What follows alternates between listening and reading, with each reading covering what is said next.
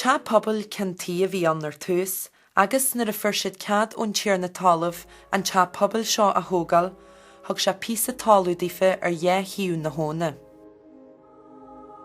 Deir siad fásta gur thug se trí bhálacht wia agus gurúirt se go mú dóiú, buigiú agus marafa an. Mas fíor sin, Harley na trí rod. Dóiú an chiad cha pobl ar ó dín chin tír. Tógu cha pobl úr an sin, agus bhí buigiú an in áirteag ártwa, agus an sin in áirteag ártwa san lí, Mariú an Martínach.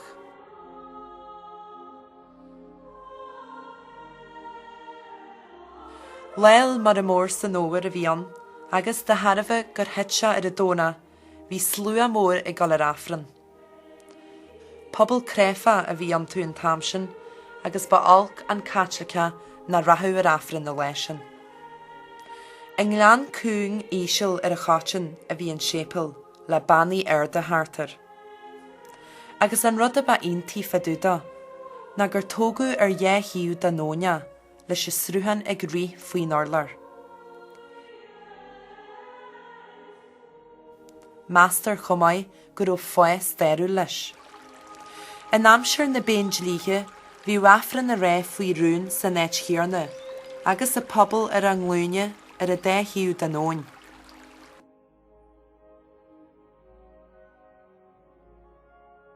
Hannig siad an wádín sin fásta ó na helainn ar chásta Gweedore, agus deirtar gur ó 1000 duine an. A tíir gur an rud a Godfríd ní thuirún tíar na talú se thuir deir siad fás ní thuir se talú a bí agus bhí ceartaigh daine ar an tíomh den óin agus sinna tí má an tú ar a tíomh haid tá cinne le fáil bhil tena bhína sco gcónaí an begin é dhéarú má is just tí dé a híomh na hóna. Bhí saoirúin tá téimeán agus bhín talú téim na himne téim agus bail a daoine tamsin siúla nápin costanart. Bhí sé lána brága go dtíim réile ar isteach go te pobl. So is dar na brág, má bhí brág acu chuis darí a dig dar sa pobl. Is an banháin is a charig, is bhí srúhan ag tíomh pobl na Beaga, is bhí sí níomh chuid costa trúhan an iad a bh deascláin, go is deag te pobl, a bhín tuisce go gan sa trúhan gur sé dechar í iscealas na costa ní. Bhí le bre tuairthe ar mádín, ach bhí scamal wagaratha ag criniú ar a tíomhheilad an chroc.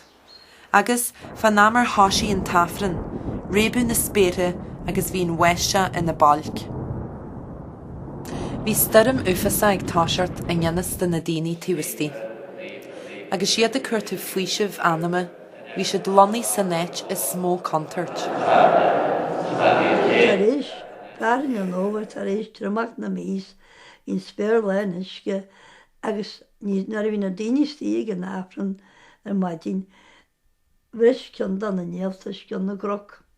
Agus go dana Gweedore stuff an nuas leis an nóin, agus chuoi stuff seo wasta sa fuipa bhí fuoi ha phobal.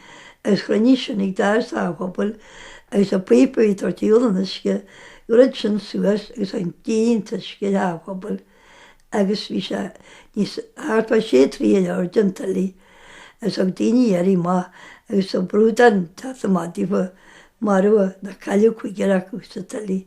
Níor thug an nanne fáidear go dtí am comineach nar a bhíon tuisce ag bail na marág acu. Go topan bhrúí an tuile isteán na darse, agus ag an coppla bommate bhí an tuisce ar drí an airde. Chirídní an Sagart ag tuairteán na gomineach, agus bhí scaol bacht ar a phobal. Caithir cefniú nach rú snéw ag an chuide smó ag an amsin. Na bhí mór páistí le báiste ar bhí coppla páiste scarpaí le báiste agus bhí siad ar snáw tu go suas chuide acu ar bosca na faoisiide suas go dtíon gallery. Bhí rudí éirí a Harlín háisiútar na daoine suas ar a gallery le rápa, lelas an cos an rápa, bud bhí rápa acuide siad agus na sin, a go úsáid na stáiltín a na síhain le iad dúirte má bhre sin na fanneacaí. Iad eile maithon lenne go dtí bar na man, sin déadach siad i hiúliad. An sin bhí le mór daoine muochtar éarmar bhí na daoine a dúirte má leis a tuile I daoine a sábhail muoi. Tá déanú na rio Gaoth sin na scrú sé tá mais ná se heir se Tuile Mór agus sin buú a héin. Bhí go leor daoine ar a tumaí a nniu muidir a geirí fan má an na dáirse agus ruí agus a go talí loiad. Bhí fearan sin haid an ná sín le taine gom a ran se oberhiltena mar snéibte an tá bhíon agus heháil fearsin go bhór daoine ar a leisin agus haba gur caiileh éon mar go danig muta a gur an tuisce tart mar an tá garú ba se leart an bhile agus bhuiite chláidíine a bhán agus cáiltú a goált agus haba gur caiileh éon.